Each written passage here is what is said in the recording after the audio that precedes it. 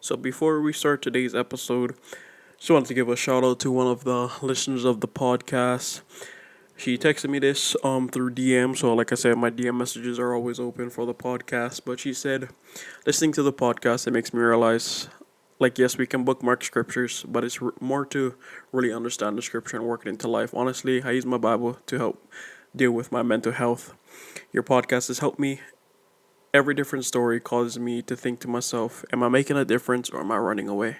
So thank you. Honestly, thank you for sharing and just sharing these stories and journeys. So with that being said, guys, like I said, all of these podcast episodes and whatnot is to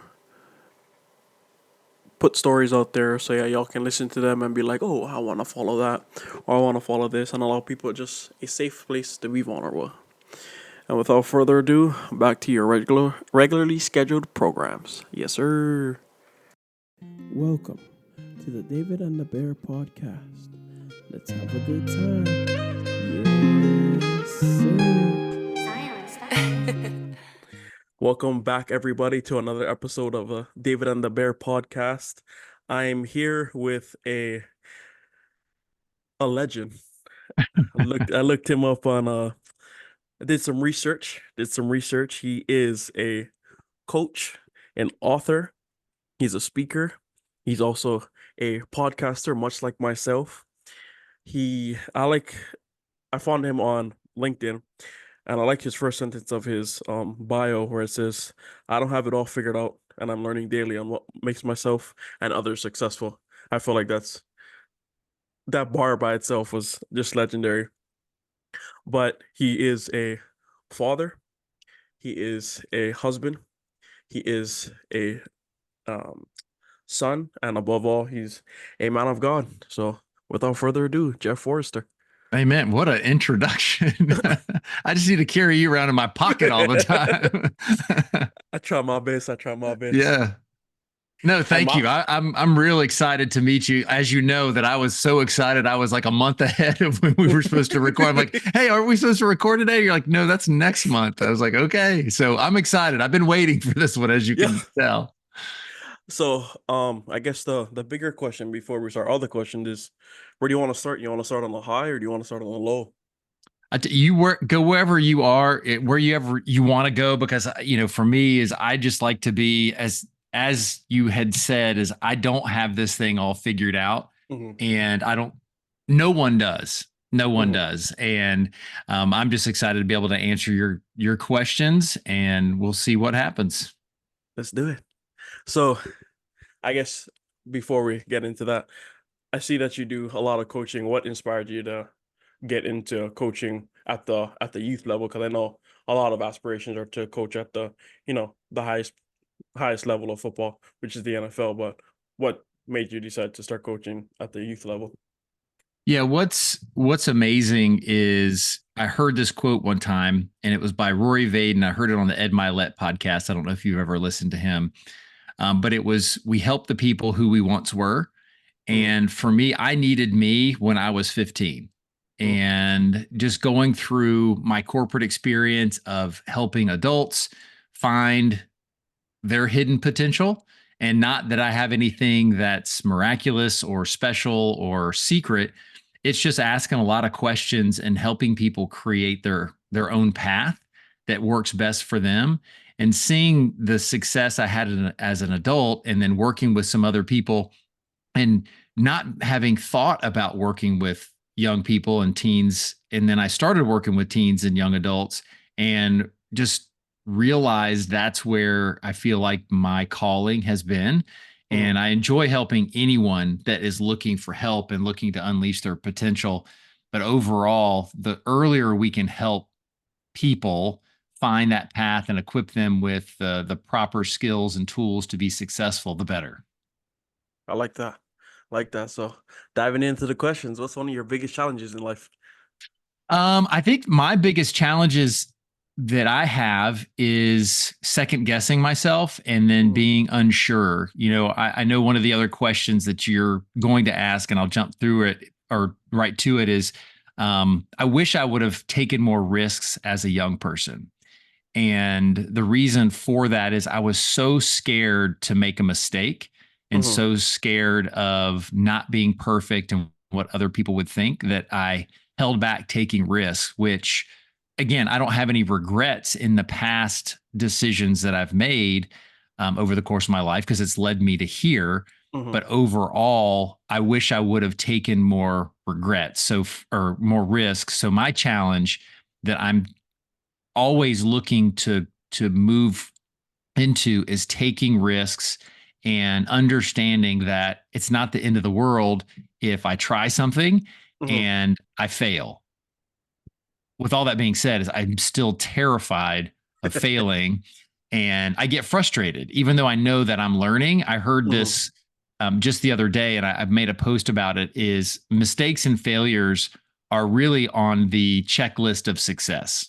Mm-hmm. And I was listening to Deion Sanders' new book, which if you haven't listened to it, I highly recommend. It's like a handbook for success, and that's what he was talking about. And if you think about it, all of our lives, and I know as young people, they're fearful. Most are Mm-hmm. very fearful of taking risk or making a mistake or failing, that they don't even try. And if we can set a good example of making calculated risk and trying something and not worrying about it and seeing what we learned, then that's where we can benefit ourselves and the people that are around us that are watching us. I like that. I like that. So since we already tapped on the regret part of our life, um, what do you think you're most proudest of in your life right now? And you can't say your kids. You cannot say your kids. Yep. Okay. Fair enough. Fair enough. Can I say my wife? I mean, like, No I guess wife, so. no wife and kids. Well, and I am. I'm so proud of them. I'm proud of my mom. I'm proud of the Mm, people that are around me because I just take so much from them. I would say the what I'm most proud of, again, going back to taking risks, was in 2021, I was laid off from my corporate job mm, and I just didn't want to go back. I was tired. I'd been in pharmaceuticals and healthcare for 22 years, which is a long time, but that's all I knew. That's all I was good at of so what I thought. And I took a risk. I just really was trying to decide, do I pursue this coaching, path of helping people on my own? Do I go back and get another job? Because my wife at the time did not work outside the mm, home. I mean, she worked full time in the home and PTSO and a lot of those things, but none of that generated any income. So I was the mm, sole breadwinner. And I just prayed and prayed and prayed and tried to decide, what do I do? And I just heard one morning is which path would require me to have more faith in God to provide? Being, mm, is it the W-2 or is it going for the coaching? And it scared me to death, absolutely scared me to death. And so I pursued that. And I've failed a ton daily mm, on having the success that I would like to have.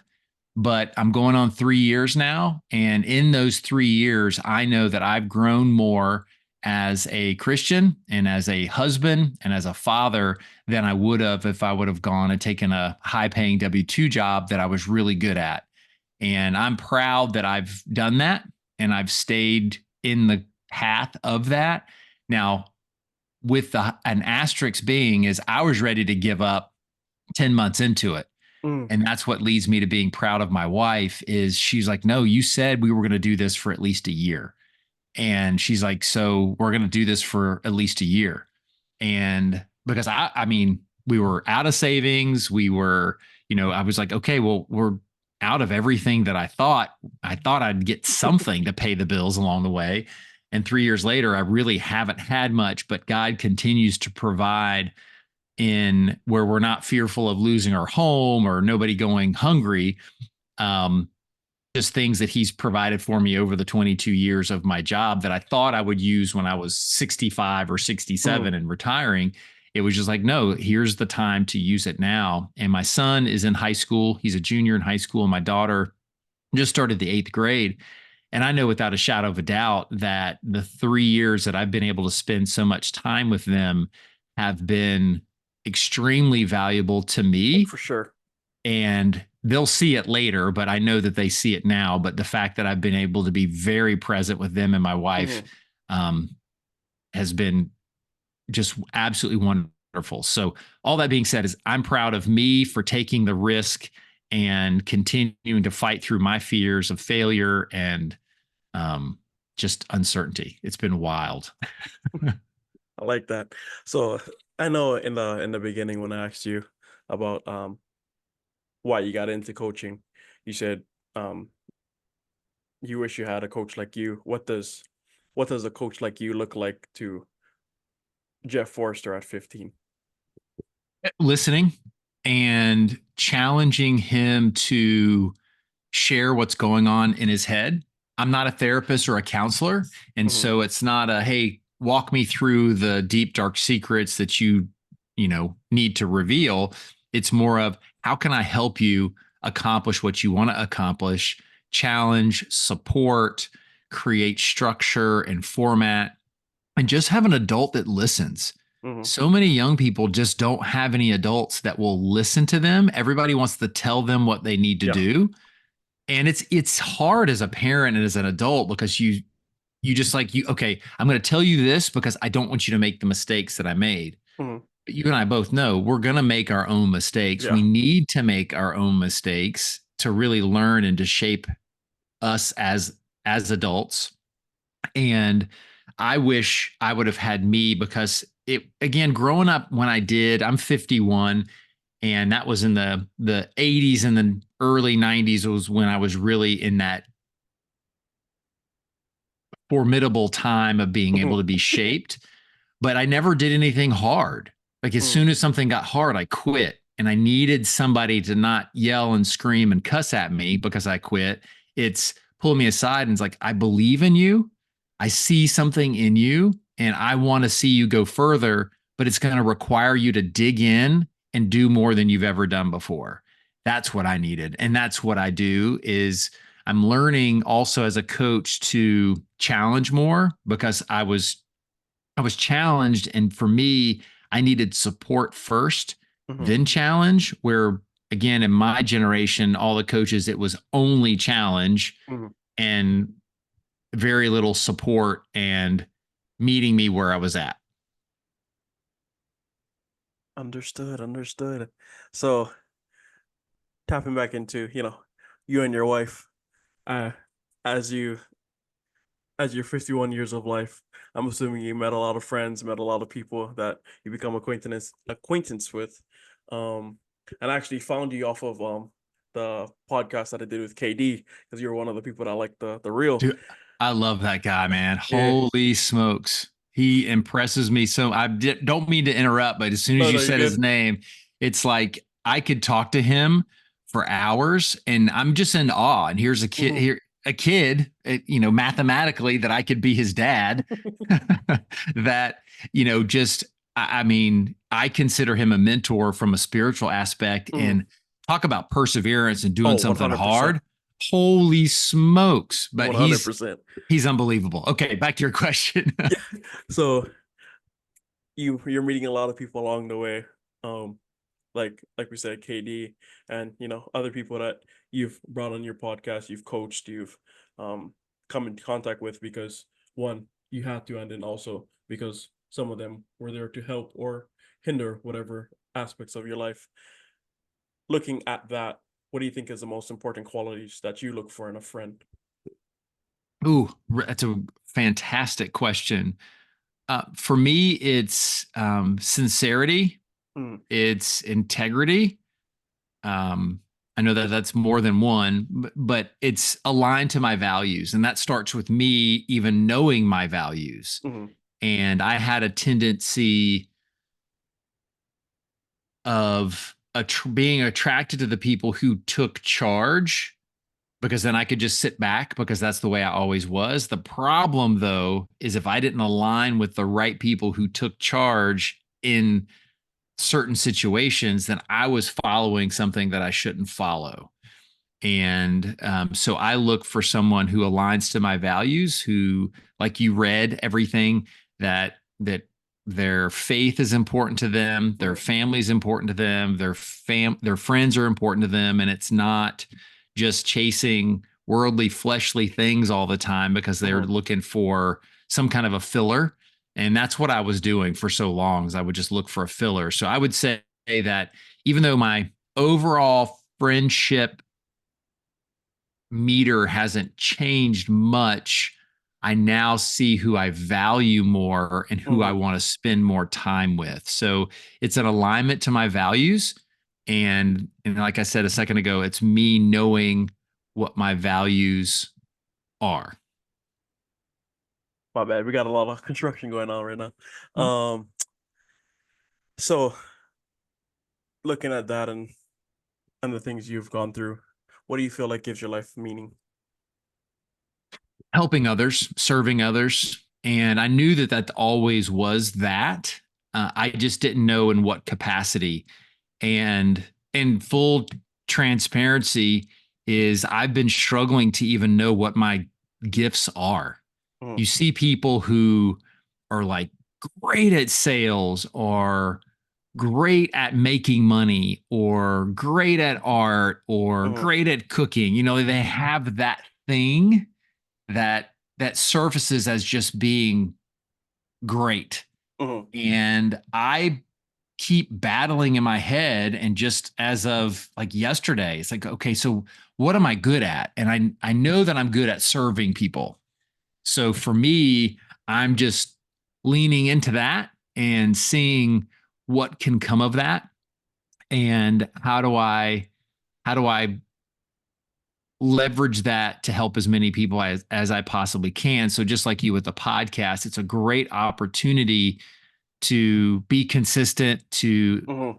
have discipline, because I mean, I don't have a ton of listeners on a weekly Yeah. basis. But it doesn't stop me, because it's Mm-hmm. it's discipline, it's consistency. And I think this week, like tomorrow on Tuesday, August 20th, is when my episode will release, and I think it's my 98th Mm-hmm. episode. And that includes, I've done one every Tuesday and then a few on Thursday. And to me, I'm proud of that, to be consistent. So I look at that as serving others. And I wrote a book in 2020, and, you know, I haven't sold a ton by industry standards, Mm-hmm. but I'm probably approaching like 600 in 4 years, which for a no name guy from Orlando, That's I insane. think selling 600 books is pretty awesome. Yeah. But that's where it's serving others. And if I can just serve one person at a time, then I'm accomplishing everything. And again, I still battle with the comparisons and asking the questions of, why isn't it selling more? And then I go, well, you're not promoting it. So Mm-hmm. I own a lot of the things that doesn't contribute me to doing more. But in the long run, it's the serving others and just being focused on the people like yourself that are in front of me one at a time. I like that. I like that. So, who inspires you, Jeff Forrester, the most? Ooh, And you you know, can't say Jesus. You can't say Jesus. okay. Um, there's so many different people, and there's so many different aspects of my life of different people popping up. But the Mm-hmm. one that has been consistent has been my mom, because of who she is and how amazing that she shows up every single day. Mm-hmm. She is probably the most positive person I've ever met in my life. She's always positive. She always looks for the silver lining in every storm cloud. And I get it from her. And I'm Mm-hmm. so glad that I get that characteristic from her. And she's a fighter. She's tough. My dad passed away when I was 18. So in 1991, he passed away. And she and I took over the family business. But to see what she's done by herself in the last 33 years has just been unbelievable. And that she became a successful business owner, a successful real estate Mm-hmm. agent. She's the best grandma on the planet. She's a wonderful mom. She's tough, she's healthy, and it's because she's disciplined and she's intentional. And so I would say she's definitely someone I draw a ton of inspiration and motivation from. So we're coming down to our last about 3 to 4 questions. This next one might be a big one for you. What's the most important lesson you've learned in life? Ooh, trust in Jesus. Mm, I mean, just without a shadow of a doubt, is that when I tried to do things on my own, when I tried to figure it out on my own, I've again on the outside looked like I was being successful and then I had it all figured out, but it was a mess. It was an absolute mess. And now that I've truly fully given over to him and have him drive everything, it's just again, and that's been in the last really 6+ years of where that's re. I've always been a believer, but really committing, it's been life changing. And I know I wouldn't have been able to have the faith to take the risk that I did 3 years mhm. ago, but then ultimately to be able to manage the stress and anxiety, the ups and the downs, if I didn't have him as my guiding light. So think back to a time that you felt truly transformed. Not like oh oh my me, but think back to a time where you felt like something shifted within your inner person. How did you change and why? Yeah, I would say that was around 6 years ago. And it was when just everything, or it was my rock bottom. We all Mm, have to have a rock bottom. And the shift was just becoming intentional with small decisions. And for me, it was like I said, is it was just throwing my hands up. It was fully trusting in my wife, being able to share everything that was going on in my head because I was terrified mhm, that she would judge me, that she would think differently of me, and she didn't. She loved me more. She, held me closer than she had before, and it was that creating that intimacy with her because I wasn't holding anything back. And then, like I said, is fully trusting in Jesus. And it started for me with just opening my Bible app every morning and mhm. reading that Bible verse. And it was making a commitment. And that was, I'll tell you how many days ago that was. That was 2,333 days ago. Oh, that streak is still going hard. Yes. And it was that, and it just started with just opening that and reading that Bible verse because I was committed because I knew I had really just created a chasm between he and I needed to be closer. I needed Mhm, to trust more and believe more.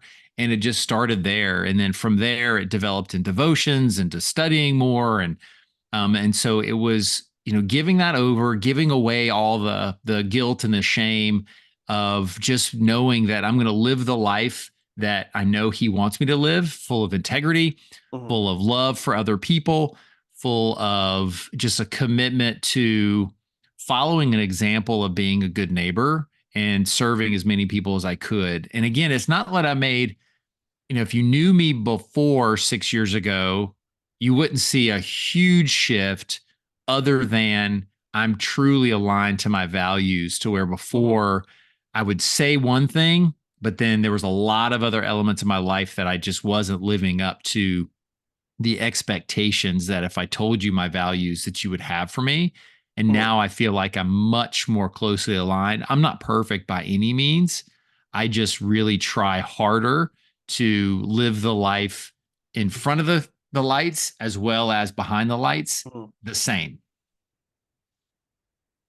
So working with kids and having your own kids, what are some of the things you want to prevent your kids or the future generation from going through that you went through?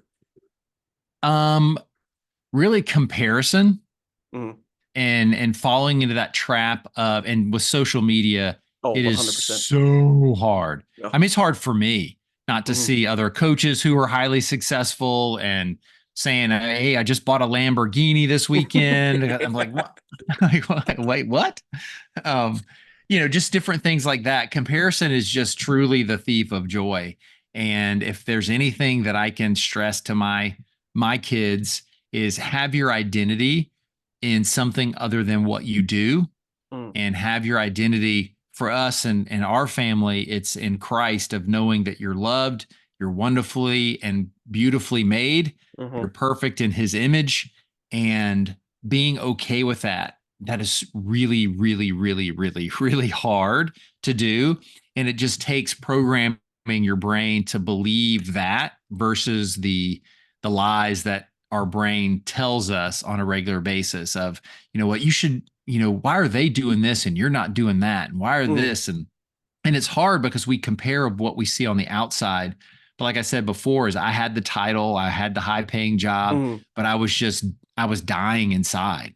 And now it's like I don't have all that other stuff, but I feel so good on the inside that I would not trade this for nothing. mm-hmm, And I want more people to feel this way.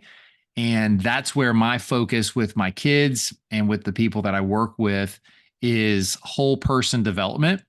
And it's the four pillars of spiritual life, social life, academic life, and athletic life. mm-hmm. As you can see, is I have athletic life last. And again, in this world and with social media, usually their social and their athletic performance or whatever they do, if they're in theater, if they're in band or whatever, that always bubbles to the top where Yeah. it doesn't need to bubble to the top. Because for me, it was like my professional career was the number one thing and everything else was a distant second.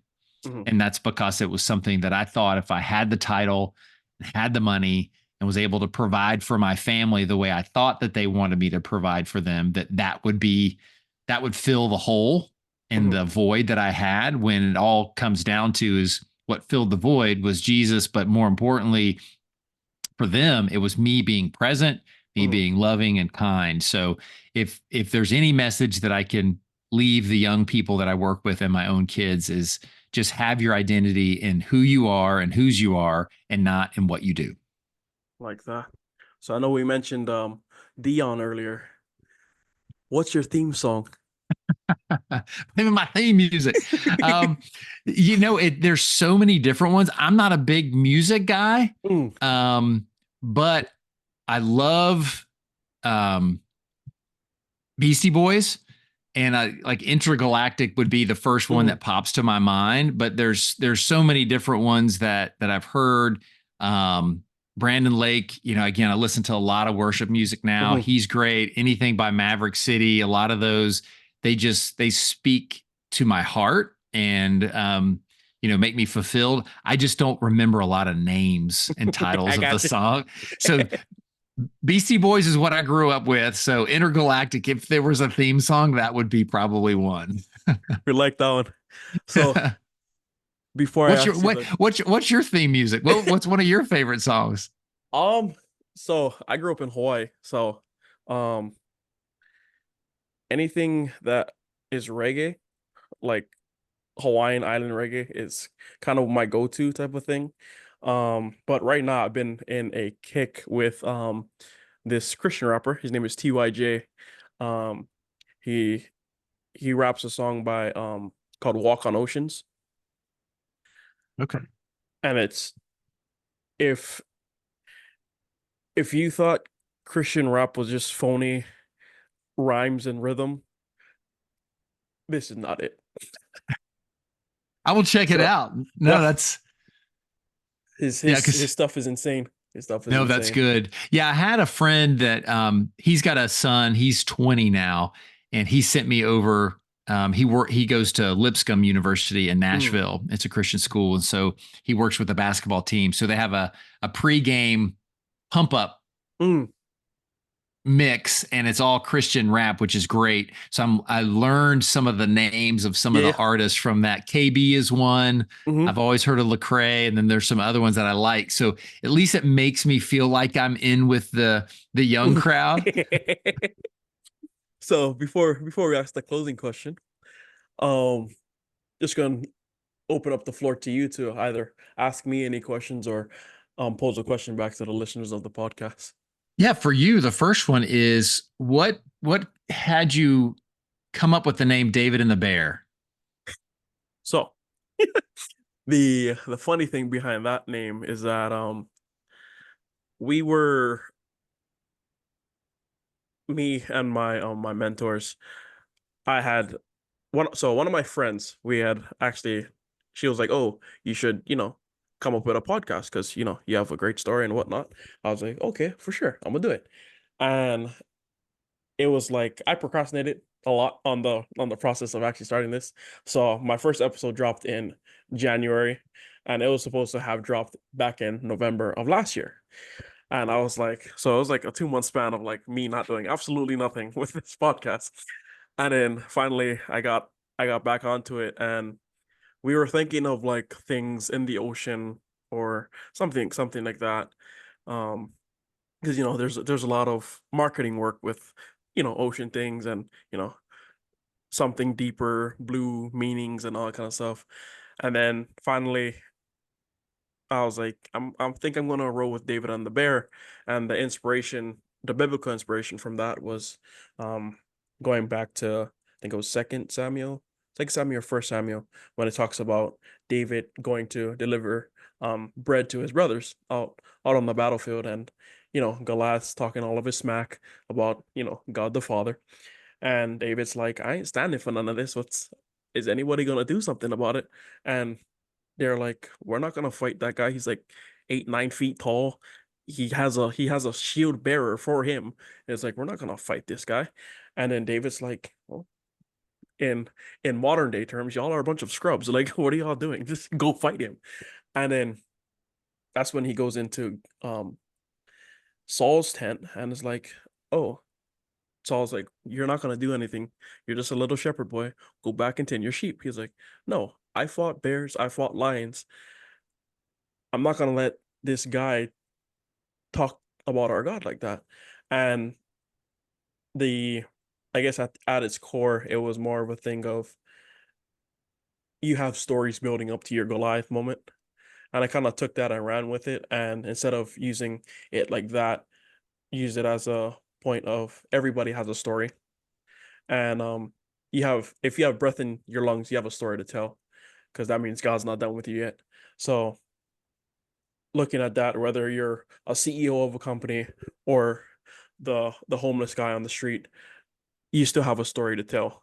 And whether you come from a very, tight upbringing where you had virtually everything, or you come from a shallow upbringing where you had virtually nothing, your story is going to still impact you because whether or not you grew up like that or like this, I felt like everybody could relate to somebody at one point in life. And your struggles might be the same struggles that person X, Y, and Z is dealing with. So that's kind of where I took the story. Yeah. And I would say that those are my parting words to the audience because that was awesome. So awesome. Because we all have our own story to tell. We all have a version of that. And in our Bible lesson yesterday, it was how to make disciples. And part of it was Mhm. just share the message of Jesus. The second part is to share our testimony, is that your story will give someone else power over theirs Mhm. and be able to step in it because they'll hear, well, he's being vulnerable and authentic. I can be vulnerable and authentic. Mhm. And once you release that and you tell your story, just think of how many people that it's going to impact. So Oh, for thank you sure. for putting this platform out there Yeah. for people to tell their stories to help other people. It's awesome. So the closing question. Closing question. What's one piece of advice you can share with the listeners of the podcast? I'm going to go back to what you just said. Tell your story. Put fear aside. Mhm. Find someone that you can trust that aligns to your values, like we talked about earlier, and share your story because you don't know how much impact that can make on that person. And Mhm. then find somebody else and just do it one person at a time to where you take the power back over what you are afraid of. And you will feel so strong. You will stand up taller and hold your head up higher because you're in control of that message. I like that. Well, thank you, brother, for hopping on the podcast with me. We do appreciate it over here. And like we said, guys, he does do coaching. Do you do virtual coaching too? I do. Yes. Mm-hmm. So he does virtual coaching, guys. So y'all don't have to be in Florida to actually get the help that y'all are looking for. I'm gonna be leaving his Instagram and all of his social medias in the description of the podcast. So y'all can find it on Apple Podcasts, YouTube, or YouTube by the time this podcast goes up, and Spotify as well. But if y'all are sitting next to somebody listening to the podcast, be sure to tell them that you love them. We'll catch you in the next one. Thank you for listening to the David and the Bear podcast. Thank you for listening to the David and the Bear podcast, where every story ends in victory. Yes, sir.